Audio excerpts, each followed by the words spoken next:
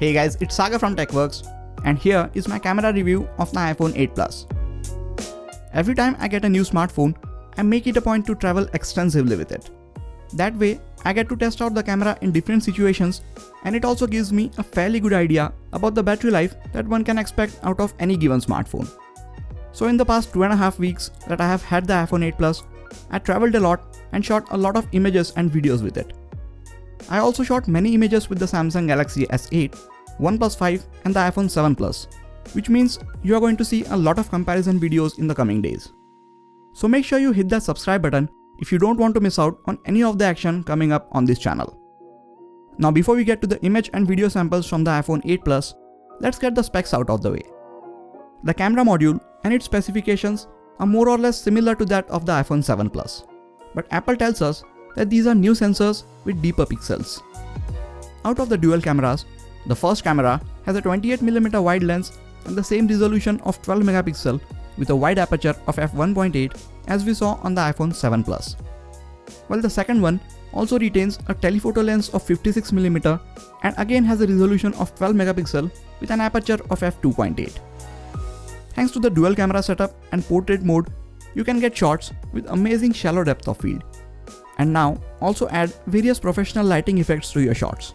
More on this when we take a look at the image samples. You get optical image stabilization on the wide camera, but the telephoto lens lacks that feature.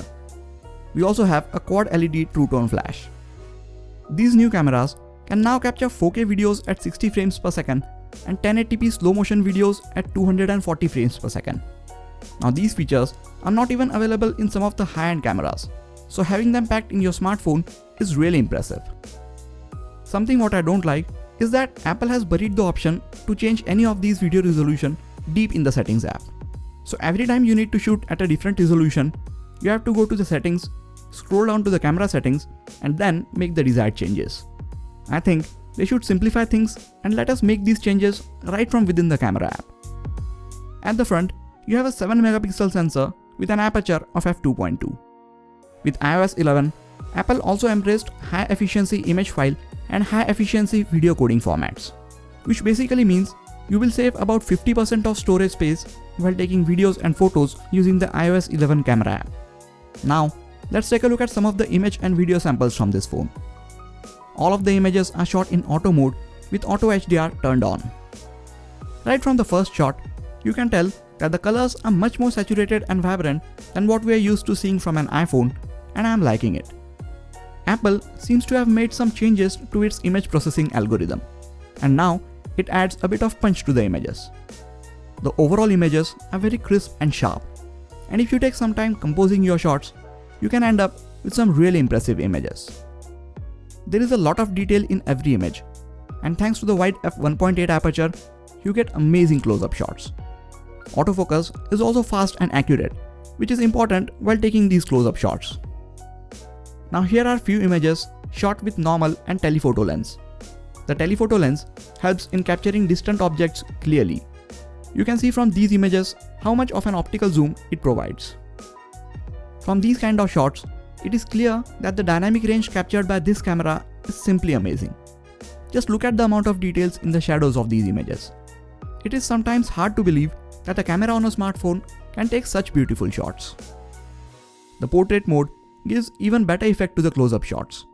This mode was introduced back with the iPhone 7 Plus. It was not perfect at the start and it still isn't, but it has been getting better and better, and now most of the shots that you take with this mode are actually usable. What this mode does is combines the image data from both the cameras, and the image signal processor does its magic and creates a shallow depth of field effect. The portrait lighting mode is introduced with the iPhone 8 Plus and it is in beta right now.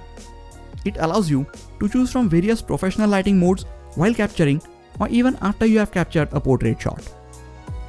It is still in its early days, so it doesn't work every time, but when it does, the results are truly amazing.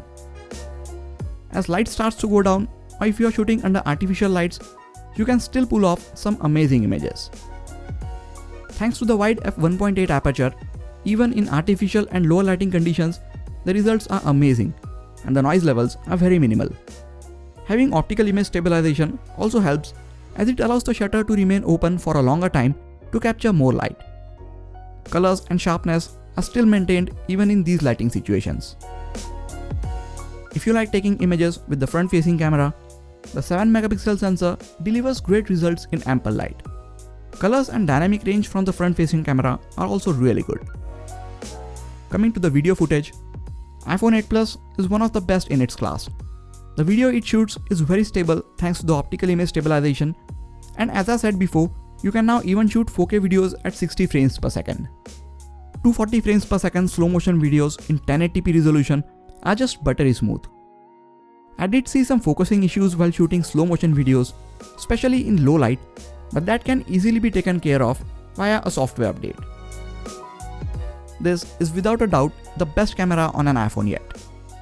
Thanks to the wide aperture and telephoto lens, you can now take some amazing low light portrait shots which was not possible from the iPhones before this. It's definitely an improvement over the iPhone 7 Plus in the camera department, especially while shooting videos.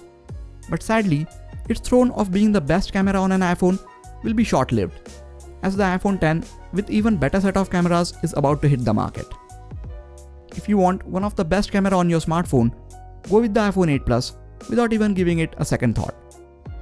As I said at the start of the video, there are going to be a lot of video comparisons in the coming days. So make sure you hit that subscribe button if you don't want to miss out on any of those. That is it for this video, guys. Please hit the like button if you enjoyed this video, and you can also check out some of the other videos on this channel. This has been Sagar, and I'll catch you guys in the next video. Take care.